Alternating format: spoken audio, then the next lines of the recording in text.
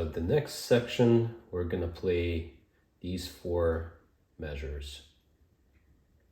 We start with the E octave, just like we did the first 4 measures. And now we're just going to play this E right here, just one E, not octave. And we're gonna repeat all the same chords as in the first section. However, we only gonna play the first 2 notes of those chords. So we're playing the first E in octave, but then we're switching to only one E here.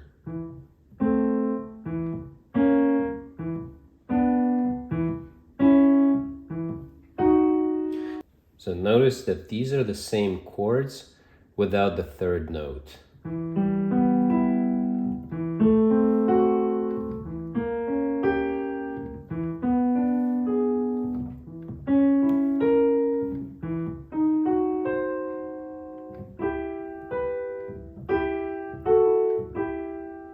Okay, the first, we're playing the E minor chord.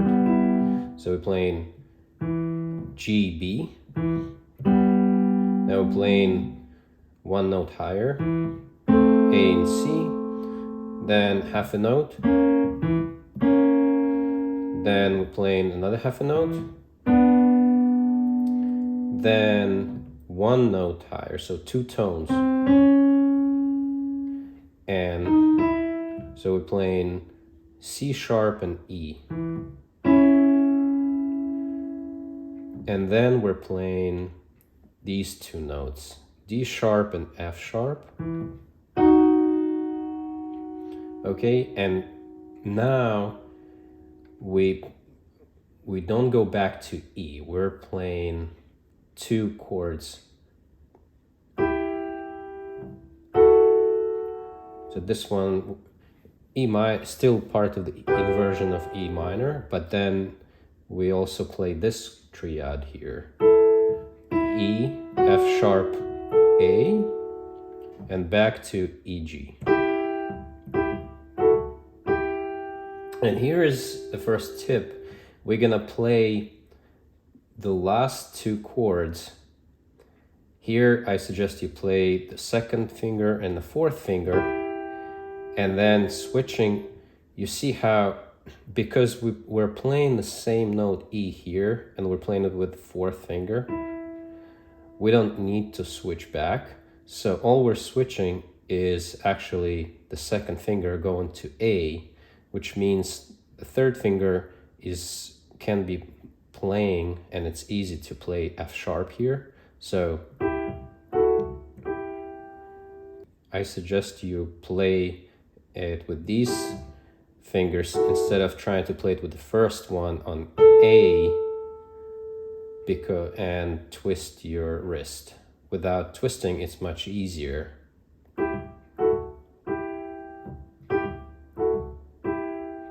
Okay, so again, going back.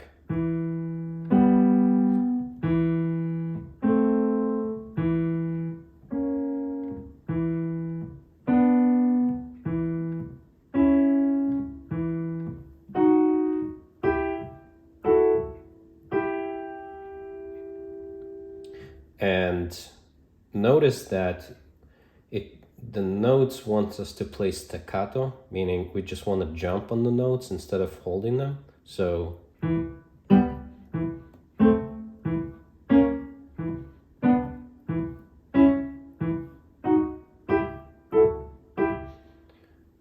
first we learn the notes we're playing, then we're gonna try to play it the way it sounds the most beautiful here.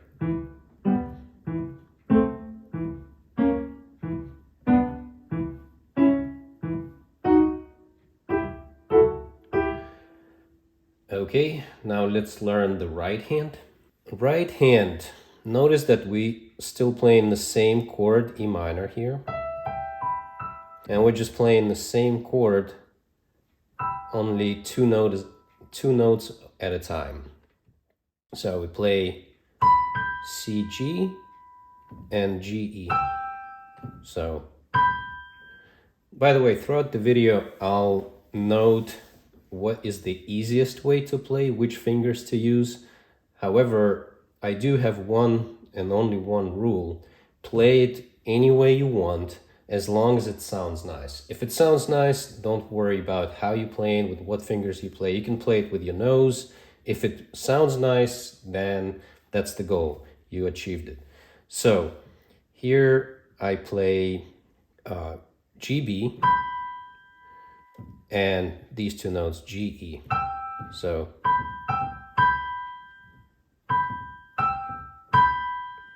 and we're switching to A, F sharp.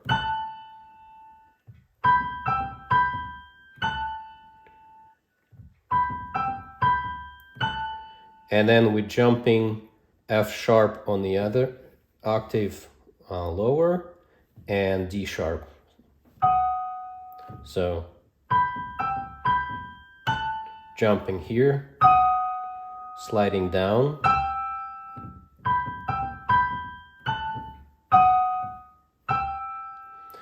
Now, the notes say you play two notes here. This chord, you can actually play A sharp with it too. I like to play A sharp here. If you like it, you can play it. If you don't like it, you don't have to play it. I like to add it here. It sounds nice to my ear. Okay, so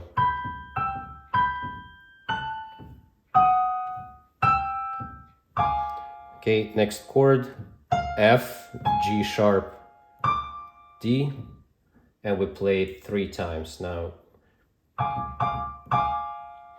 And now we have to go lower, same chords that we've been playing. Okay, so F, G sharp, D, down E, G, A sharp, C sharp, and then another half a note lower. So D sharp, F sharp, A, and C. And the final piece here is going back to E minor. So G, C, E, and alternating with A, C.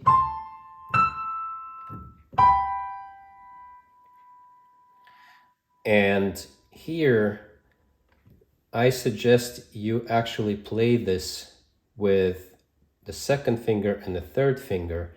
And the reason for it is because it's easier without rotating your wrist to play it with the first.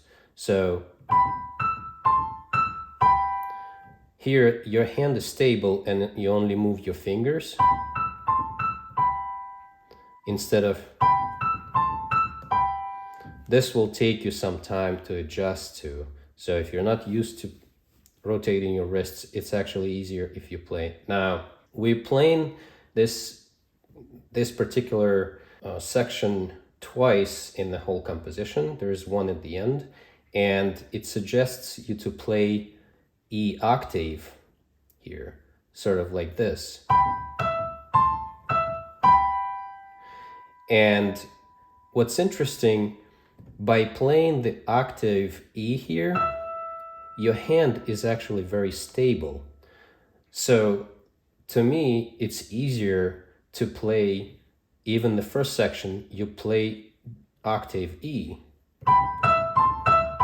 It stabilizes your hand, so you don't have to figure it out how to which notes to press. It's actually stable.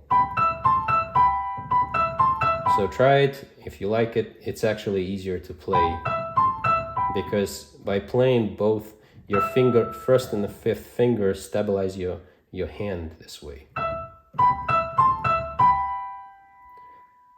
And the last portion of the 4 measures, we have to play this breakdown 5 notes. And the notes say we have to play it with left hand. I disagree. We will play it with both hands. And here's why.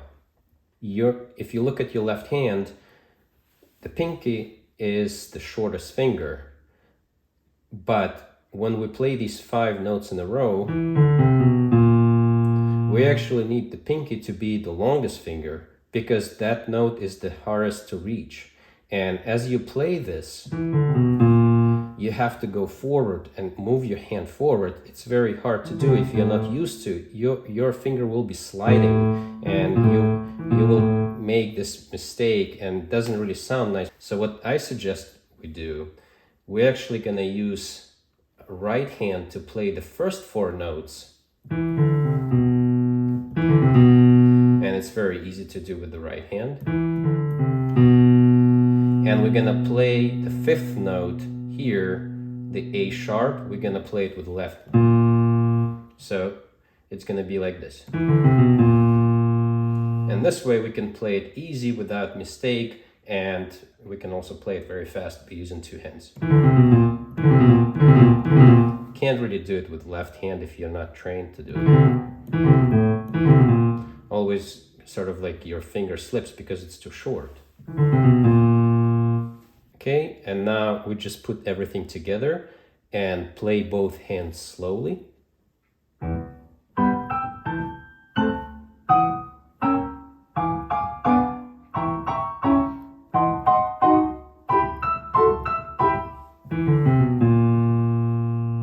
Okay, one more time.